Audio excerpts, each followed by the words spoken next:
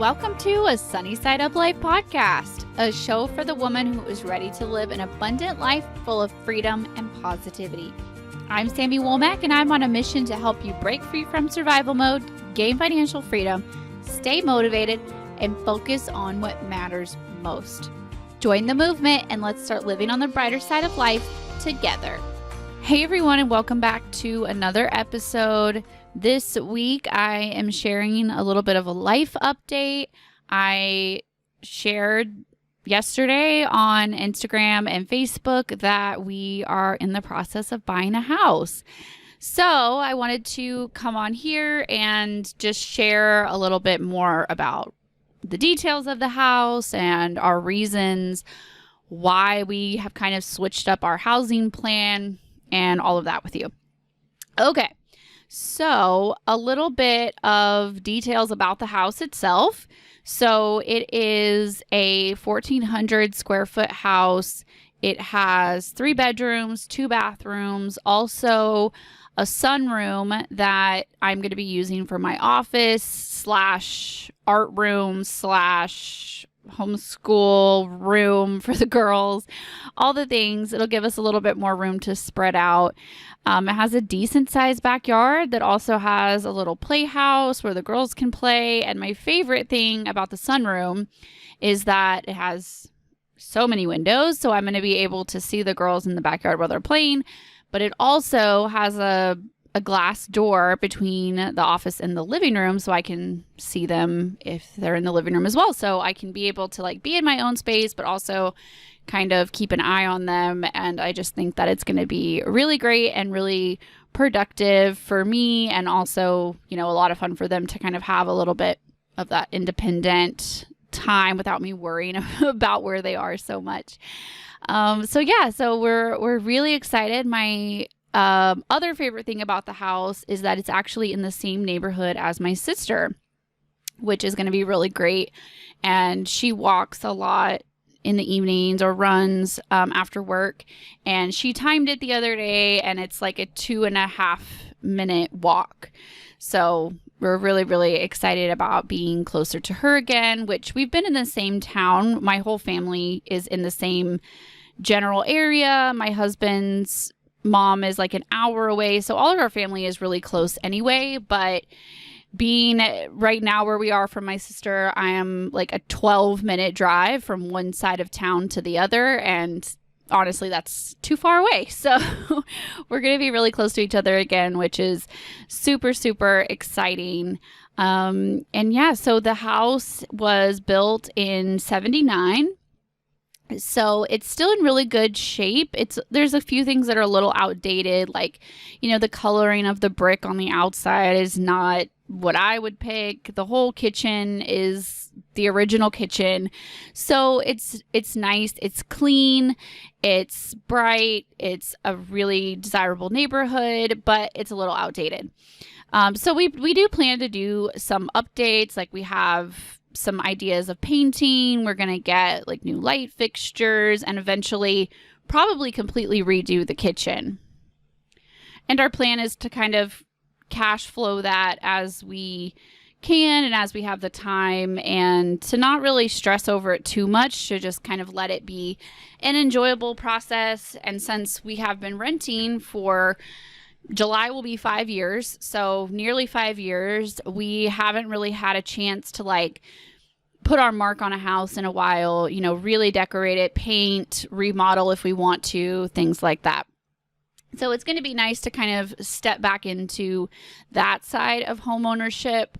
There are some things that we're just not super excited about, because after you rent for a while, and it just takes so much of the pressure off of I don't have to worry if, there's something really structurally wrong with the house or the roof, or in the case of our house, our whole entire wiring of the house had to be replaced since we've lived here.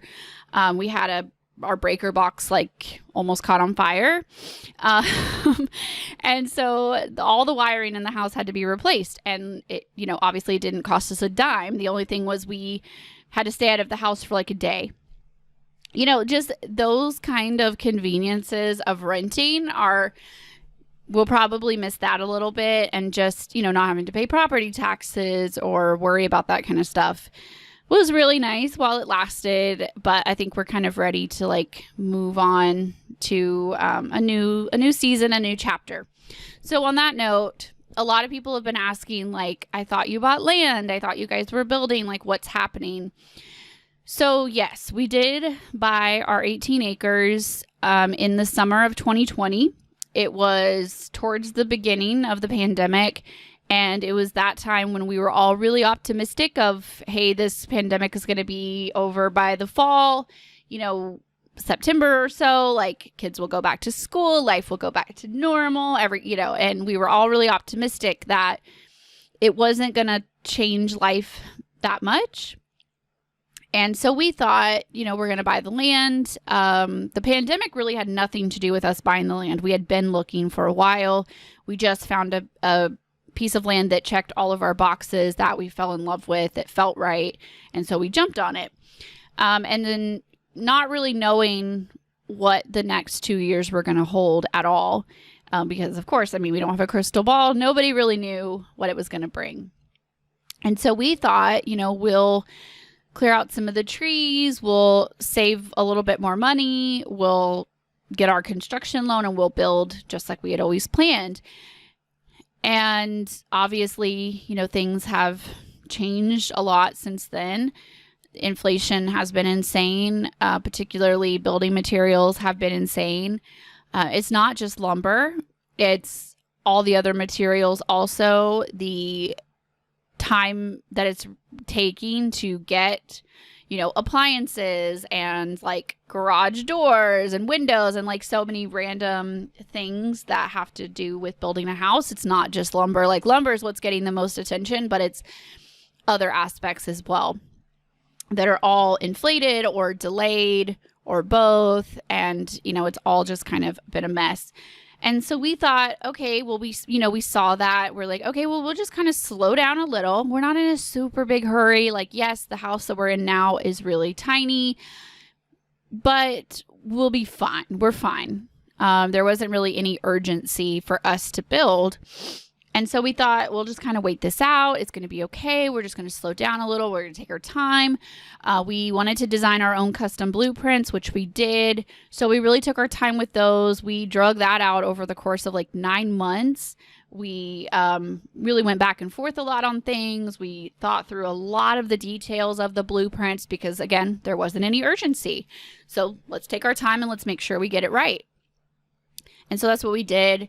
And then we're like, okay, the lumber market started to look a little bit better. We're like, all right, let's jump. And it just wasn't enough. And we did get a bid back from the construction company that we wanted to use. And it was like 670 something thousand for a 2,800 square foot house. We're talking like a pretty modest house, above average, nice, like, or right at average. We're not talking anything crazy. We're not talking chandeliers or like marble floors or anything really crazy. We're talking a pretty normal house.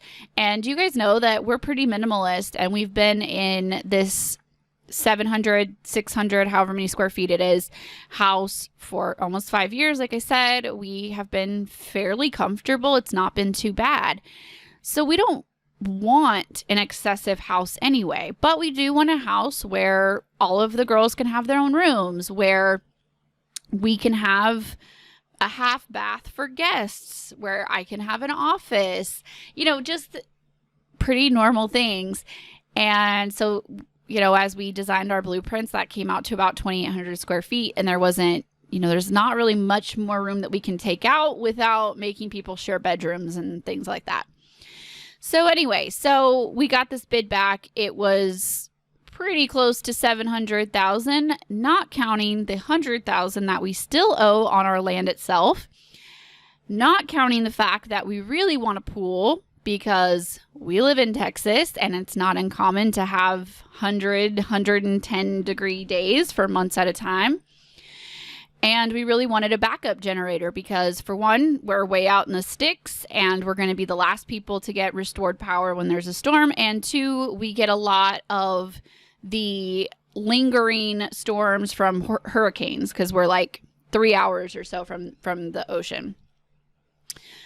And so it's not uncommon for us to lose power for multiple days, at least once every year or two. And we thought, hey, let's go ahead and get a backup generator, things like that. So it's not counting those extras. So we're talking the house, the pool, the generator. Of course, the pool and the generator are luxuries. We didn't have to have them, but we would like to have them, right?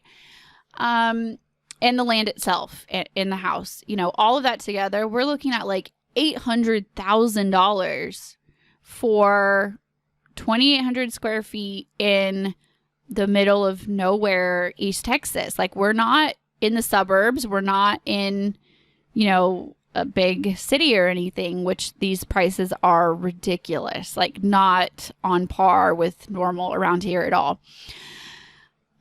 So, we spent like a weekend or so literally crying, pretty depressed, going back to the old days. I think when you have a lot of financial trauma, any disturbance like that in your plan really reverts you back to like the old days kind of thinking, back to the days of like our card getting declined to buy groceries or gas, or getting our electricity cut off because we couldn't pay the bill, getting harassed by bill collectors.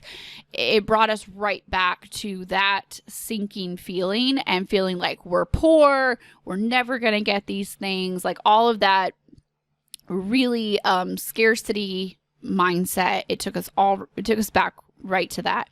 And so we spent basically the weekend kind of like in this fog of scarcity, of sadness, of what are we going to do next? All of this kind of thinking. And we kind of decided, like, if we're going to zoom out, and what I teach my clients, so I'm like, okay, I'm going to money coach myself, basically. If we were to zoom out and look at the big picture of our life, some people say, imagine you're 80 years old, or I usually think of like, imagine yourself at retirement. That kind of seems more reasonable to me. So we're 60 years old, 70 years old, somewhere in there, and we're looking back at our life. Are we going to regret having overpaid for a house? Having built an inflated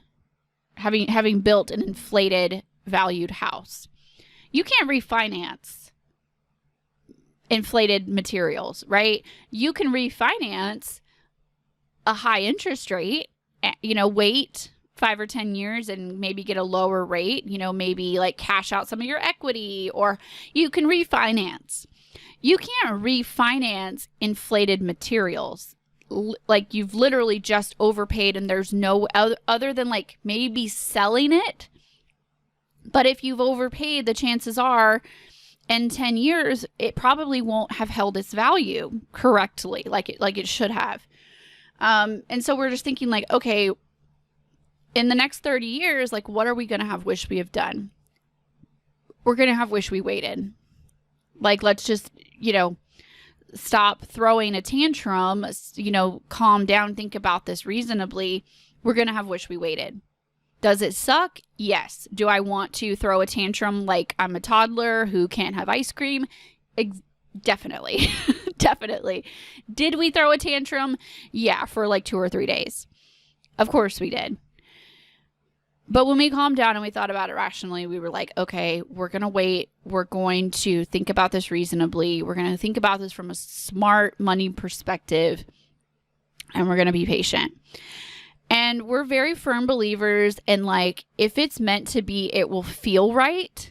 It will be easy. It will feel in alignment. We won't get that pit of our stomach feeling, which we were feeling that with when the bid came back on the construction. And, we go back and we're like, you know what? When we bought the land, it felt right. It felt easy. It felt in alignment. When we bought our boat, it felt right. It felt in alignment. When we bought our camper, it felt right. Felt in alignment. We bought our truck. You know, we go back through like our good financial decisions. And we also kind of like, okay, when we financed our truck in 2008 and our note was like nearly $900 a month, how did we feel? We felt like we wanted to throw up. It was awful. It did not feel good. Okay, that was a bad financial decision. You know, we just kind of like recap. We're like, all right, let's think about this reasonably. And we really lean into that. Trust your gut. Does it feel right? Does it feel in alignment? And so we went with that. And so we kind of decided we're just going to hang out. We're just going to stay in this small rent house. And we're just going to see what happens. We're good. We're safe. We're happy. We're healthy. There's no urgency. We're fine. And then it was actually June's birthday. It was February 24th, which has really I don't know if that was a significant part of it or not. June thought it was. June thought that was, she cried and said, this is the best birthday present. But my husband, he loves to scroll Realtor.com. He loves to scroll Craigslist. He loves to scroll Facebook groups. Like, that's just what he does. He looks for things that are for sale. He's always on the lookout for deals or things that look right or feel right for us to buy. That's his hobby. So he was scrolling and he was like, hey, he's like, that house is for sale on insert street name. Next to near Danny and Brandon. It came up for sale. Do you want to be neighbors with your sister again? And I was like, heck yeah, I want to be neighbors with my sister again. And like, at first I'm like, okay, we're joking, you know. And so I texted her and I said, hey, Daniel's looking at this house on that street. What if we were neighbors again? And she's like, oh my God, that would be awesome. And she's like, wait, are you being serious or are you joking? And I was like, I'm joking. Daniel's being serious. And she was like, oh my God, he's crazy. You know, we're just texting back and forth. Before I know it, he's on the phone with the realtor. Hey, can we come look at this house in a couple of hours? And literally in a matter of like 2 or 3 hours, we're at this house looking at it. And he was like, I think we should buy it. I was like, he's like, I mean, what else are we doing? It feels right. Let's just buy it. We woke up that morning with no intention of even looking at a house, buying a house, not even on our radar at all, to that evening putting in an official offer. I mean, it was literally insane. It completely spontaneous. But it was spontaneous, but it didn't feel impulsive. It didn't, like, we didn't just rush into it without thinking about it. It felt right. It just felt right. The numbers felt right. So we ended up, it was listed for $179,900. We ended up, when we looked at it, there was already 3 offers on the table. The realtor told us, they're going to give it another day, like a day or 2, and then they're going to look at offers. And they haven't looked at any of the offers. And she's like, I have no idea, you know, if anybody's even came in at asking. We have no idea yet. They haven't like opened any of the offers. And so we're thinking there's 3 offers. The first person probably came in under. The second person probably came in at asking. The third person might have came in at asking or slightly over.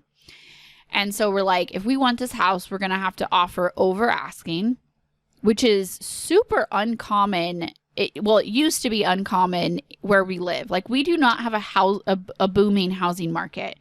It's not uncommon for houses here to stay on the market for literal years. I mean, selling a house is not for the faint of heart in East Texas. But recently, with lumber being so high, people have started buying more. And we were talking about this with the realtor and everything. And she's like, we're in this new market. And she was like, realtors here are not used to this hustle. We're not used to multiple offers. And she's like, we're all trying to adjust. And she's like, I feel like we're like on an HGTV show. Like multiple offers are on the table. That's not normal here. So we're like, you know what? We went in, we're like, Daniel's like, I think we should offer something in like the 190s. And I was like, 194. 94 for Danny, my sister who lives in the neighborhood. That's the year she was born. He was like, that'll be lucky. Sure. Let's do 194. And we're like, what the heck? Like, what do we have to lose? If we don't get it, it's fine. It wasn't meant to be. It's not a big deal. The numbers still made sense at 194. We did the calculations on like the mortgage, what the down payment would be, like all that stuff. We're like, sure, why not? So we offered 194. That got accepted. And we started to move forward from there. So we started to move forward from there, and it just was really crazy. Our offer was accepted like 24 hours after we even decided that we wanted to look at the house. We had no plans to really buy a house, and here we are with the accepted offer. It was really crazy. So basically, we've decided now with this house, what our plan moving forward is that, like I said, we're going to kind of fix it up. We're going to hang out. We just kind of keep using the words like hang out to kind of just be like, we're just chilling. Like, we're not going to get too emotionally involved one way or the other. We're fine. We're safe. We're happy. We're healthy. We're content. It's going to be fine. It doesn't really matter where we live. So I'm not going to get too like emotionally one way or the other. The house is not perfect. And that's okay. It's fine. It's, so as far as like moving forward, what our plan is that we're hoping, again, we don't have a crystal ball. Nobody knew what the last 2 years were going to be like. So it's really hard to guess what the next 2 years will be like. But our plan is to stay until we feel like it's at least decently smart idea to build, where we wouldn't be building a super inflated house. It can be slightly inflated because we do plan to stay there at least until our kids are grown, possibly longer. So it could be slightly inflated because we'll probably be in that house for at least 20 years, if not the rest of our lives. Who knows? So it's okay if it's slightly inflated, right? Not extremely inflated like it would be right now. So we're going to wait maybe a year, maybe 2, maybe 3, who knows? We're going to just fix up this house. And then from there, we're going to see what the market looks like. We might resell it. We might rent it. We have considered buying rental properties at some point to kind of supplement my husband's retirement, because he does want to retire from his current job at 50. So it's just pretty young. So it would be good to kind of, maybe not quite drain our retirement, which it'll be fine. We're planning for it to be fine one way or the other, but we have considered having rental properties to kind of supplement that retirement, make it a little bit easier to not have to pull from the investments quite so much. So maybe this is our ticket into rental properties. Maybe that is part of the journey. Maybe we're meant to sell it and make a profit. Maybe we're meant to sell it and just break even, and then it wasn't really much worse than renting, right? Who knows?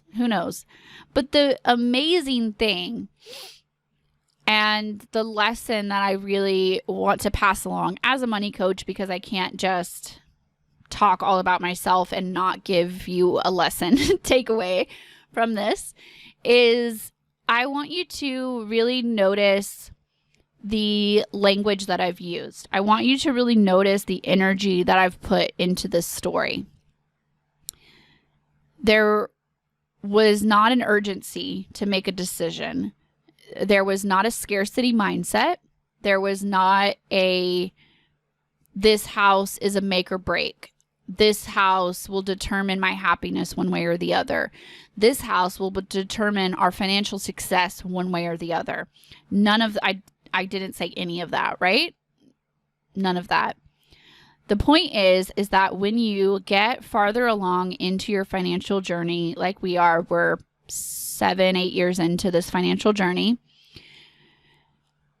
you get to make decisions based on what feels right, not what feels good in the moment, like, hey, I'm a child making a bad decision, but you get to make decisions from a place of alignment, from a place of, in my gut, does this feel right? In my intuition, does this feel right? Right? Not I have to have a house, or I can't spend that much money, or I'll be in financial ruin. Not a decision of it has to be an either or. That was a question we got a lot too. As soon as we started telling family and friends, everyone's like, well, what about the land? Daniel's like, we're going to keep it. It doesn't have to be an either or. We can have land that we just use to play on in the weekends, ride four-wheelers, build fires, explore, hang out on, and we can have a house. And we've worked really hard to get to this place financially where we can have both. It doesn't have to be an either or. It doesn't have to be a scarcity type of thinking. It gets to be a very aligned, intuitive decision.